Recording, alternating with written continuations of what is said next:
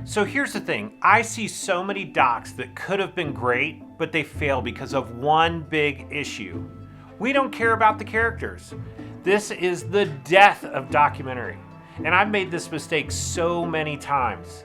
Maybe I didn't interview well, they froze on camera, or maybe, I couldn't find the right questions that would allow them to communicate what was important to them.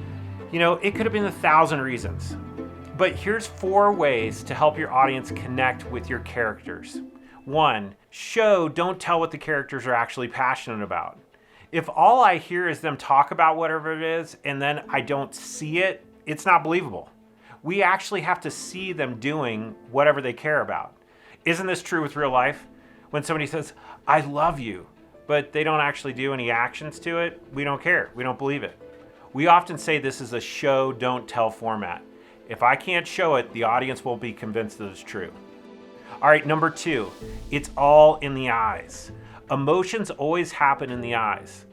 What is your character looking at? Not just in the interview, but when you're shooting a scene. It's why CIA and Secret Service people wear sunglasses. You can't see what they're thinking. This is often why I don't use the current trend for interviews of lighting where there isn't an eye light. I want the audience to see the character's eyes. So number 3 is pre-roll and post-roll. Tell your camera operator to start rolling before the interviewer actually sits down. This is that brief moment before most people will begin performing. I'd say 90% of people that I've ever interviewed to some degree perform. What I mean by this is that we all want to present ourselves in the best way possible. I want you to see the best version of me. It's the same way. So here's the deal. When you stop the interview, you have communicated that it's okay to relax. At that moment, you'll often find that they'll say things that really kind of reveals their character.